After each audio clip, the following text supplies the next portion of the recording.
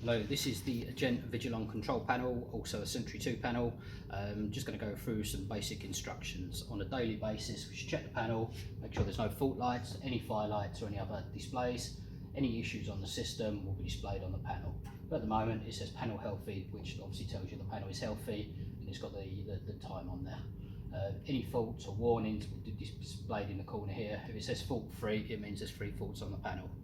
If the system goes into a full fire condition, the red fire lights will come on and the zone light will light up, and it will also tell you where the fire condition is. So the call point will tell you the location that it's in and the red fire light will be on. We'll simulate a weekly test now to see. So to do a weekly test, we press the call point glass in the middle, the system goes off, you see the red fire lights come on, the zone light, and it's also told us where it is. To stop the sirens, we press silence alarms, press cancel buzzer to cancel the buzzer. All the fire conditions will remain. Now with our call point key, put this in front of the call point, twist to reset it. Once we come back to the panel, we press the reset button and everything should go back to normal. If there's smoke in the detector, we need to wait for the smoke to clear before we press the reset button. Once we press reset button, as long as the condition's cleared, everything will go back to normal.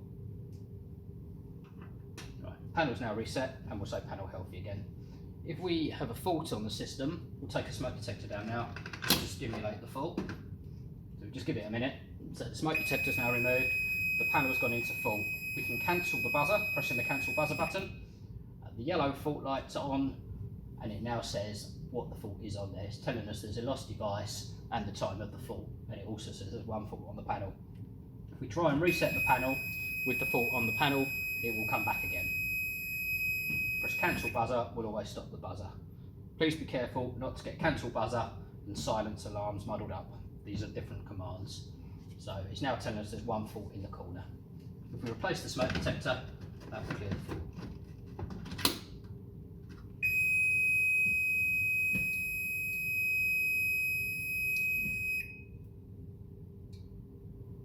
Okay, the panel has now gone back to healthy. We can also interrogate the panel. So if you're saying you're doing your weekly test and you're not, we can easily find you out. So if we press the menu button, the info button, and then we've got active and historic. Active is showing us faults that's currently on the panel. Historic will show us previous faults. So if we press active and there's a fault present, so it'll ask us to press enter. When we press enter, it says there's no more because there's none there. The F4 button at the end with quit above it will take us back, and we can go back into the menu if we need to. If we want to do historic, press menu, info again, historic, and it's now asking us to display some parameters. So this is telling us how many faults we want to display.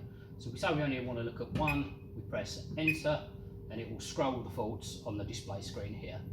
This is telling us what's happened historically on the panel. So we're now going to come out of that again. We can also change the time on the panel. So we go to setup, set clock, and it's got 4 options. We've got next, retard, advanced, enter. The time is currently correct. If we wanted to increase it, say to 251 instead of 151, we use advanced. That will then take it up to 2. Retard will take us backwards. If we want to move on to the minutes, we press next. If we want to increase, we press advanced. If we want to take it backwards, we press retard, press next. We can then go on to change the date, etc, etc, until we work our way through. Once done, press enter, and it will say that the clock's changed. I've now changed it by 40 seconds by what I've done. If we want to change, disable a faulty device, again we press the menu button. We can do control, we've got enable and disable.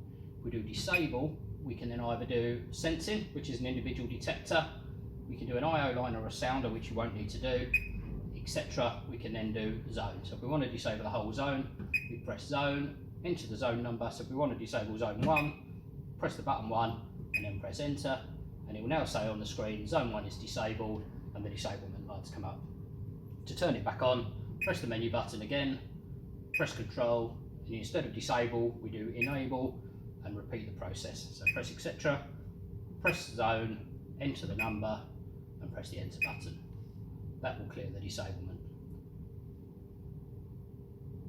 We can also, if we want, we can disable an individual detector. So we do sensing, so press the disable button, go to sensing F1, disable sensor. So if we know it's detector number 1 on loop 1, press the loop button, enter number 1 again, and then press enter. That will disable the 1 detector. We'd know what detector it is. If the detector's coming and going into fault, that will basically mean that there's a problem with the detector. You can disable it until the engineer gets there. To turn it back on, we press the menu button, control, enable, sensing, detector 1, press the loop button, loop 1, enter, and that will turn the detector back on. Everything's got back to normal. Sometimes with these panels, if there's lots of commands, we get lots of information displayed on the screen. We want to clear that. We press the menu button, press F4 test engineer, display test, it will make a squeaky noise, all the lights will light up so you can see the lights are working, and it will go back and say panel healthy. Just to recap, red lights mean there's a fire condition, which means you need to follow your fire procedure and possibly evacuate. Yellow lights are a fault condition, so you then need to silence the buzzer. If you can fix it yourself, if it's a power cut, wait for the power to come back on. If it's something more involved, you need to call your service provider.